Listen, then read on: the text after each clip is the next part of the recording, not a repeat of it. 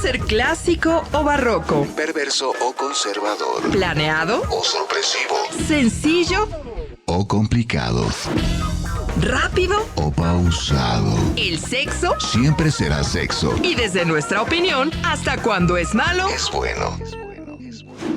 cóncavo y con sexo. Orientación sexual para todos. ¿Cómo les va? Muy buenas noches. Sean bienvenidos a este programa especial para nosotros en nuestro corazón, no solamente porque tenemos un invitado muy especial para nosotros, sino porque estamos de manteles largos, ya que estamos cumpliendo 4 años al aire en televisión, aquí en el Sistema Mexiquense de Medios Públicos, gracias a ustedes y a su preferencia. Yo soy Ingrid Madrigal y quiero empezar pues dándole las gracias a nuestro invitado de hoy. Ustedes seguro lo conocen, es el maestro Bernardo Barranco Villafán. Él es director general del Sistema Mexiquense de Medios Públicos, pero también es sociólogo especializado en creencias religiosas y cultura. Y dijimos, tanto que tiene que ver la religión, todo nuestro entorno cultural, de cómo nos relacionamos con el tema de la sexualidad, que dijimos, es un invitado ideal para venir a comentarnos de dónde vienen todas estas ideas que tenemos alrededor del placer, de la sexualidad, de la relación con el sexo opuesto, etcétera. Bienvenido. Muchas gracias, Ingrid, y felicidades por Muchas los gracias. 4 años, no cualquiera cumple 4 años en tele. Muchas gracias, pues hemos sido favorecidos por el público, pero también por nuestras autoridades por darnos esta oportunidad. Muy bien, Muchas gracias. felicidades. Gracias, pues para abrir boca, hay que mencionar, creo que, bueno, la sexualidad sí está ligada a la religión, ¿no? Se pensaría que a lo mejor es un tema que no se menciona, que es oculto, sin embargo, sí es un tema presente. Yo diría que no solamente está presente, sino es un factor determinante lo religioso, dado que hasta hace muy poco tiempo la concepción, las nociones centrales eran de origen religioso. Y lo que pasa es que tenemos un proceso de secularización en donde estamos separando lo que es propiamente el pensamiento religioso del pensamiento social común. Pero hay muchas reminiscencias y hay mucha influencia.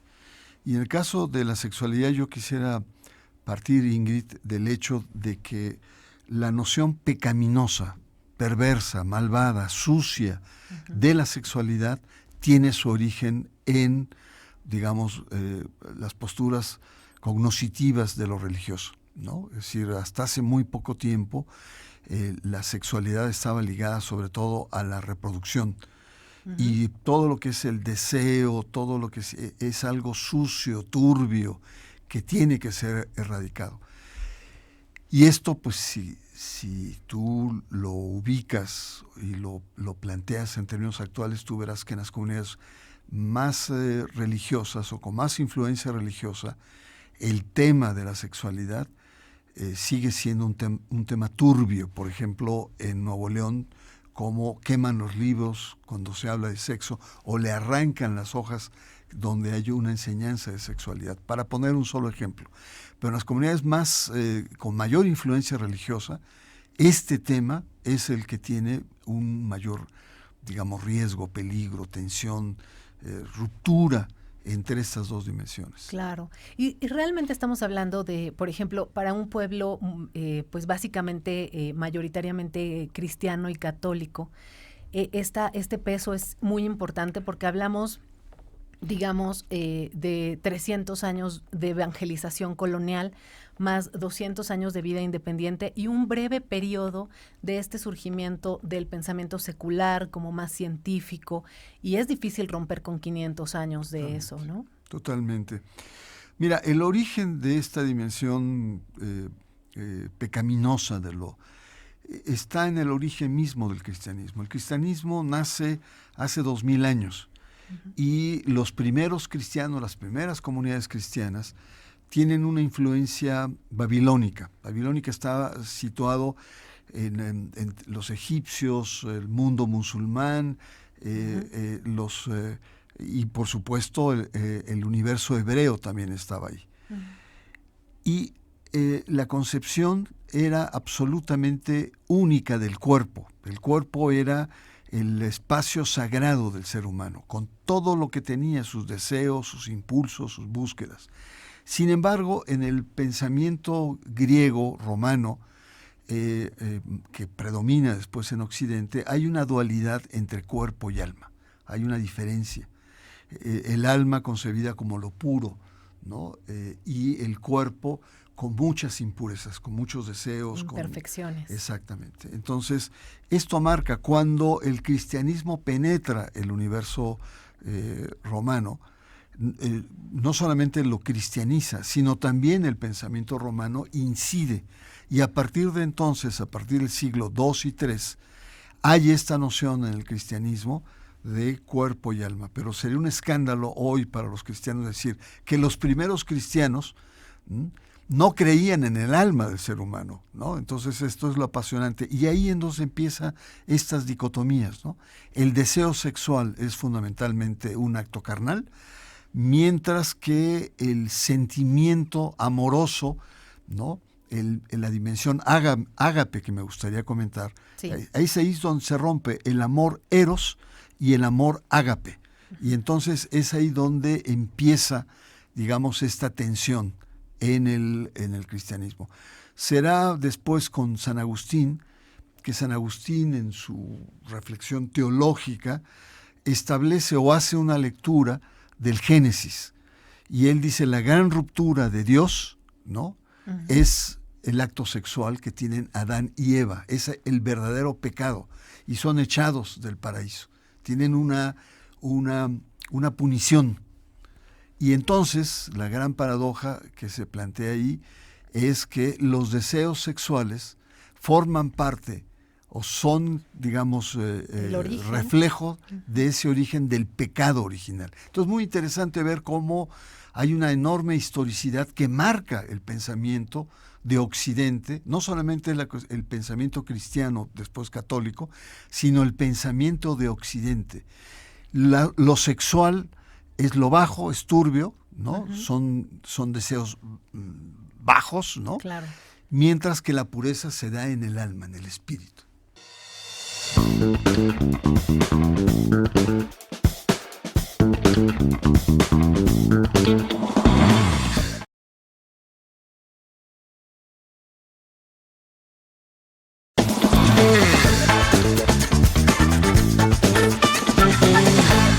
De Occidente, no solamente el pensamiento cristiano, después católico, sino el pensamiento de Occidente. Lo sexual es lo bajo, es turbio, ¿no? Son deseos bajos, ¿no? Claro. Mientras que la pureza se da en el alma, en el espíritu. Claro, qué interesante, porque al final somos un todo, ¿no es cierto? Somos parte de lo que vivimos y sentimos, y también la energía, digamos, como del alma, ¿no? Esa chispa divina que algunos refieren, ¿no? Como esa conexión con Dios. Pero es muy interesante pensar que para ciertos conceptos podemos ser, como decía, este elemento escindido de dos naturalezas incluso opuestas cuando se trata de la sexualidad. No, y tiene que ver mucho también con el tema del celibato. El celibato en la iglesia, que es hasta el siglo XII que se da. Es decir, antes había curas casados, no había ningún problema, pero muchos plantean la hipótesis de las grandes propiedades que quería tener la iglesia, el control, etcétera. Por lo tanto, las herencias eran un atavismo, y entonces exigen el tema con un argumento sofisticado de esta cuestión, es decir, que requerían de que el sacerdote fuera un todo espiritual, un todo alma, que le permitiera que su amor se desarrollara con el conjunto de la comunidad.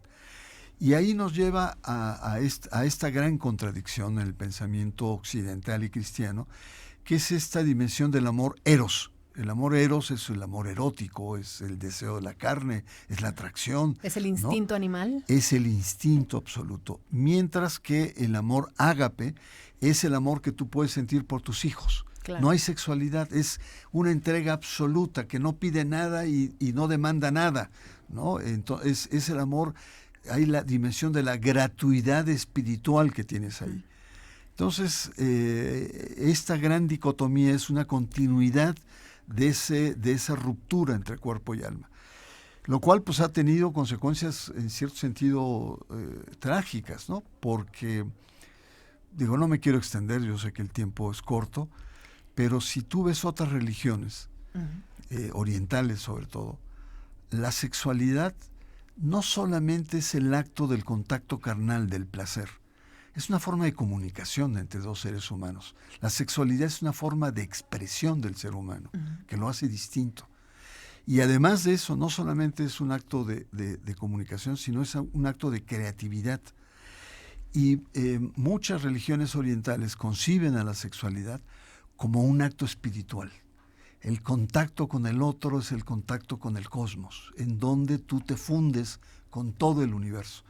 Y en el acto sexual, que no solamente es el orgasmo, el coito, el momento culminante, sino es la interacción que tienes con el otro, la conectividad que tienes con el otro y con los demás. Entonces es muy interesante cómo otras religiones conciben la sexualidad como una forma de expresión espiritual, mientras en el cristianismo no, eso es pecado. ¿Cómo vas a tener esos deseos, ¿no?, bajos, ¿no?, innombrables? Y hay que escuchar las comedias de los años 50 y 60 y cómo se rasgaban las vestiduras, etcétera, ¿no? Entonces es muy interesante tener esta perspectiva de historicidad cuando abordamos el tema de la sexualidad. Claro. Incluso se habla de algunas, estas conexiones divinas en medio del acto sexual, ya es esta conexión con el cosmos, pero sí relacionado con la fuente de la vida, no solamente por la fecundación, no solamente por la procreación, sino por este acto creativo. Vamos a ahondar un poquito en esto, porque de pronto cuando se habla de sexualidad da mucho miedo, porque a lo mejor nos quedamos en el pensamiento de solo lo que toco y lo que veo. No repara socialmente en el tema de lo que siento y con lo que conecto, lo que significa energéticamente, espiritualmente, esta unión con alguien más. No, claro. Digamos, yo parto de una noción muy, muy sencilla, muy simple, pero muy obvia. La sexualidad que tú practicas no está diferenciada o no es diferente del conjunto de tu ser. Tú sexualmente eres lo que eres en la vida cotidiana, o al revés, ¿no? Tus expresiones, tus sentimientos, tus prácticas sexuales responden a lo que tú eres en la vida. O sea, no puede ser que tú seas una persona en el mundo de la vida cotidiana, normal, y te transformes y seas otro en tu dimensión sexual. Hay una unicidad que se expresa. 2, la sexualidad es un acto fundamentalmente comunicativo. No necesitas palabras para comunicarte. Es una mirada, es un gesto, ¿no? Es un pequeño guiño de complicidad, ¿no? Y todo lo que implica esta amorosidad en el sexo. Y eso le da mucho sentido a lo que representa esa comunicación no verbal, no racionalizada, sino una comunicación más auténtica, más primitiva, más directa. Y luego un tercer elemento que también es muy importante cuando hablamos de sexualidad es la conectividad que tienes con el otro y con los demás, ¿no? Si no es lo mismo la conectividad o la comunicación que puedes tener con una persona, con alguien con las que has tenido una intimidad absoluta, cósmica, ¿no?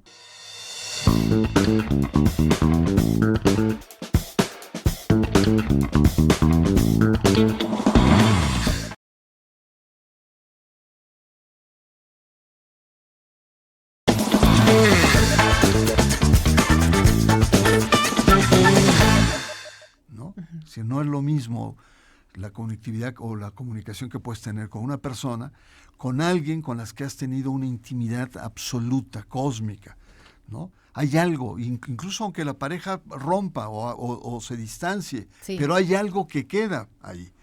Esa conectividad no solamente es una conectividad con la pareja o la expareja, sino es una conectividad con el conjunto de tu comunidad, de la sociedad, porque finalmente tu pareja o expareja forma parte de esta comunidad. Entonces es muy interesante ver cómo la sexualidad, desde este punto de vista, y sobre todo el tema moderno que se plantea, debe ser retrabajado y no se ha retrabajado a profundidad, desde el punto de vista filosófico, desde el punto de vista antropológico y también desde el punto de vista religioso. Porque esa dimensión pecaminosa de la sexualidad en la religión te lleva a tener estas actitudes agresivas y de persecución a los homosexuales, por ejemplo, o a todo ese universo de minorías sexuales, porque salen de la norma, ¿no? Sí. Entonces se les dice, es muy curioso, en la historia de la iglesia los homosexuales era una perversión, el demonio había entrado en los cuerpos porque exaltaba el deseo por una persona del mismo sexo. Esto con los siglos va cambiando y después dicen, bueno, pues no es una apropiación del demonio, es una enfermedad. Estás enferma, estás enfermo y por lo tanto necesitas ayuda psicológica, física. Y hubo muchas clínicas, ¿no? Que se dieron. Así es. Y ahora se está en el paso así, bueno, no es tan solo una enfermedad, pero yo te acepto que seas homosexual, siempre y cuando no practiques la homosexualidad, seas célibe como los curas, y ve qué pasa en el universo de los curas, ¿no? Claro. La sexualidad en el mundo religioso católico es intensa.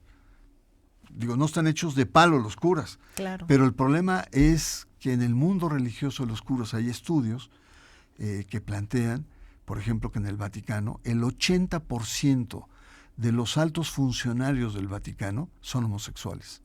Pero, como es contrario a las leyes de Dios, a las leyes canónicas, etcétera, lo que hacen es desatan una actitud homofóbica. Y entre más homofóbico seas, es la tesis de Martín, que que estuvo cerca de 7 años en el Vaticano en el tema. Entre más homofóbico sea, eres más homosexual. Lo metes en el fondo.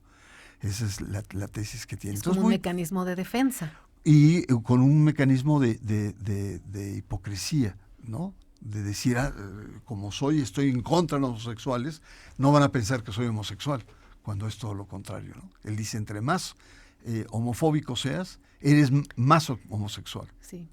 Y ya para cerrar nada más, las religiones se transforman de dentro, o sea, de estas cúpulas, o los feligreses, o sea, lo que es la iglesia en este caso, ¿tiene injerencia en estos cambios?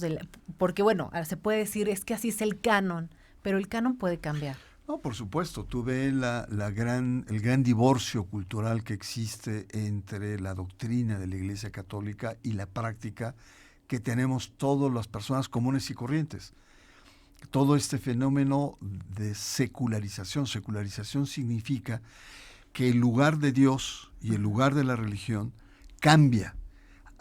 Siglos atrás, el lugar de Dios era un lugar central. Todo se hacía en nombre de Dios. Y hoy no. Hoy Dios ocupa un lugar como otros, no tiene la primacía. Entonces, no significa necesariamente secularización el ateísmo, no creer en Dios. Simplemente significa que ya no tiene la centralidad que tenía antes. Claro. Entonces, por supuesto, es un diálogo permanente. Y la gran,